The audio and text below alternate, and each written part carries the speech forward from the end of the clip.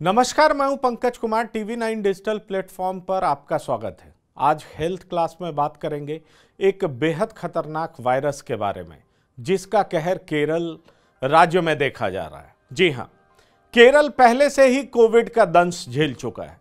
वहां पिछले कई महीनों से दूसरी लहर थमने का नाम नहीं ले रहा है। लेकिन एक बच्चे की निपाह वायरस के मौत के बाद तकरीबन 250 लोगों को आइसोलेट किया गया है और 11 लोग ऐसे मिले हैं जिनमें निपाह वायरस से संक्रमण का लक्षण है। जी हां, तो आप सोच रहे होंगे कि निपाह वायरस इतना ज्यादा खतरनाक क्यों है? क्योंकि पिछले 2 सालों से पूरी दुनिया कोविड के वायरस यानी कोरोना के वायरस से परेशान है।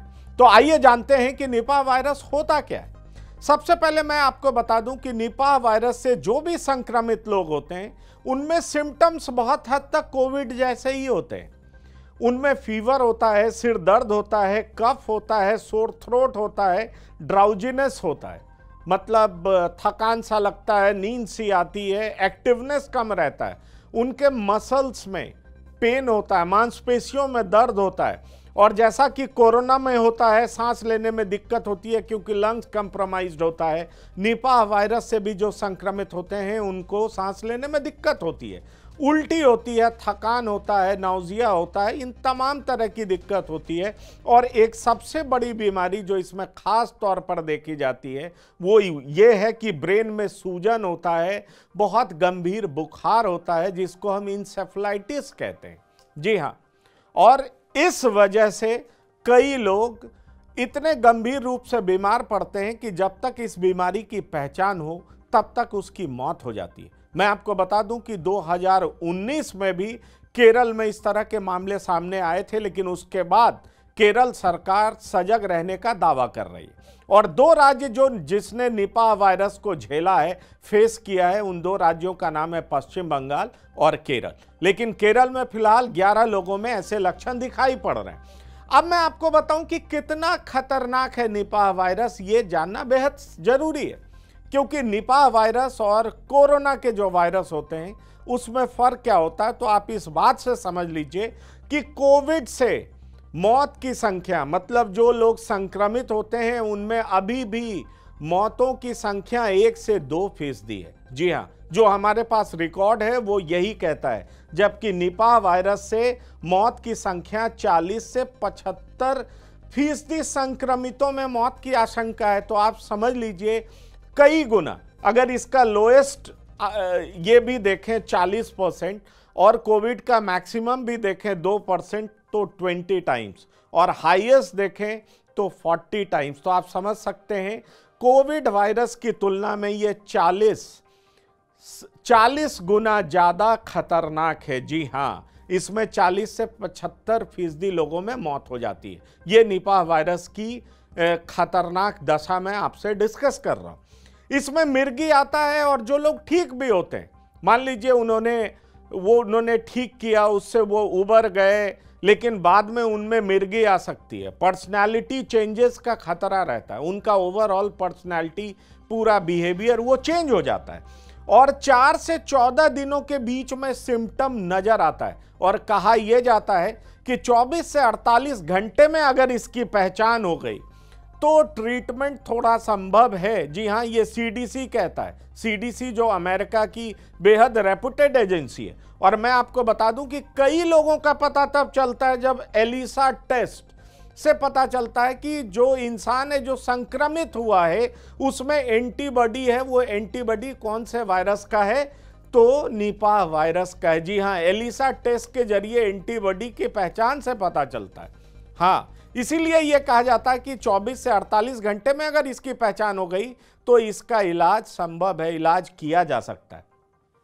अब इलाज कैसे होगा उसकी भी हम चर्चा करेंगे, लेकिन पहले हम जान लें कि यह फैलता कैसे है।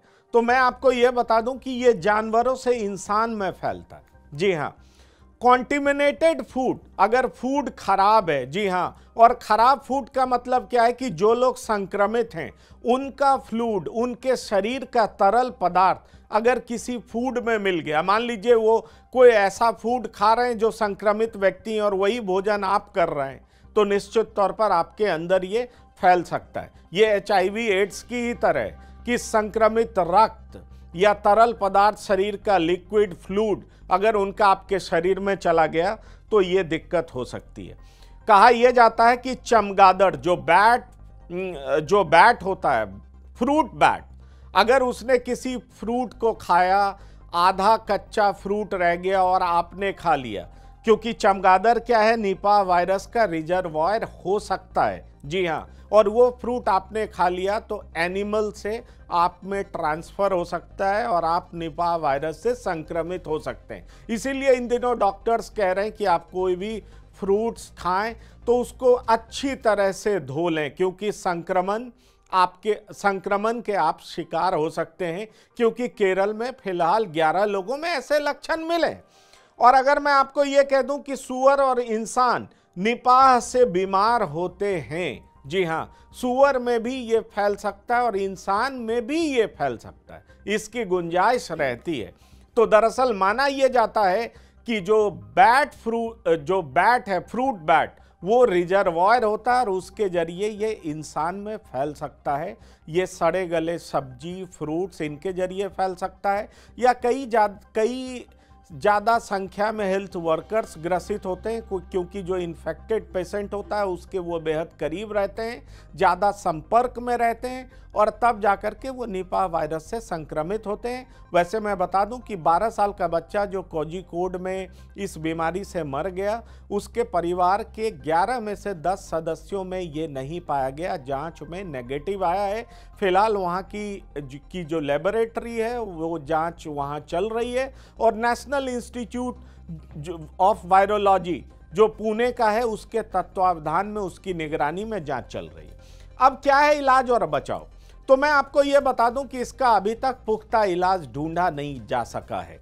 इम्यूनोथेरेपी ट्रीटमेंट पर शोध चल रहा है, जांच चल रही है, वो एक ट्रायल के फेज में, अभी पुख्ता निष्कर्ष पर पहुंचा नहीं जा सका है। मलेशिया में जब यह बीमारी हुआ था तो रिवाविरिन नाम के मेडिसिन का प्रयोग किया गया था। और मैं आपको यह बता दूं कि इसलिए कहा जाता है कि जब किसी भी इलाके में जहां पर कि बैट के मौजूद होने की संख्या ज़्यादा हो सकती है, फ्रूट बैट, जी हाँ, ये ज़्यादातर लोकलाइज्ड एरिया में होता है, इसके वायरस वहाँ पाए जाते हैं, तो कहा यह जाता है कि अगर किसी इलाके में हुआ है तो निश्चित तौर पर क्या करना चाहिए, लगातार हैंड वॉश करना चाहिए जैसे हम कोविड में करते हैं। और साथ ही साथ रॉ डेट पाम, जो खजूर होता है रॉ फॉर्म में, उसको नहीं खाना चाहिए, क्योंकि जो चमगादड़ होते हैं वो खजूर पे रहते हैं, उसको खाते हैं, इसलिए उसको बेहद सावधानी से धोना चाहिए, साफ करना चाहिए, तब खाना चाहिए।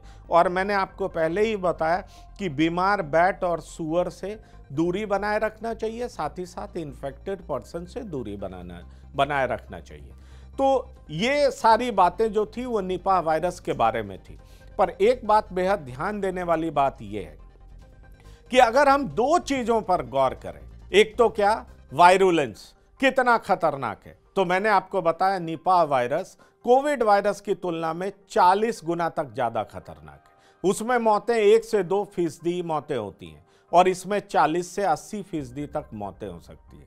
लेकिन अगर इन्फेक्टिविटी की बात करें तो इन्फेक्टिविटी कोविड वायरस की तुलना में निपा वायरस का कम होता है। जी हाँ, ज़्यादातर चांसेस तब होता है जब वो चमगादड़ या ऐसा रिजर्वॉयर जिसमें वो वायरस होता है उसके संपर्क में आप आते हैं, या किसी इन्फेक्टेड पर्सन के संपर्क में लंबे समय के लिए आते हैं, और अगर उसका फ्लूइड आपके साथ एक्सचेंज होता है, रक्त एक्सचेंज होता है, खून का ट्रांसफ़र होता है, जी हाँ, तब जाकर के ये बीमारी हो सकती है। इसलिए बेहद सावधान रहें, खास तौर पर इन दिनों में जब यूपी और बिहार जैसे जगह में वायरल फीवर से कई बच्चे ग्रसित हैं। और अगर केरल की बात करें और आसपास के राज्य ने इसीलिए बेहद सावधानियां बरती हैं, क्योंकि केरल में निपा वायरस ने दस्तक दे दिया है, जो कि बेहद जानलेवा है। जी हाँ, तो फिलहाल हेल्थ क्लास में इतना ही। आप बने रहिए TV9 डिजिटल के साथ। धन्यवाद,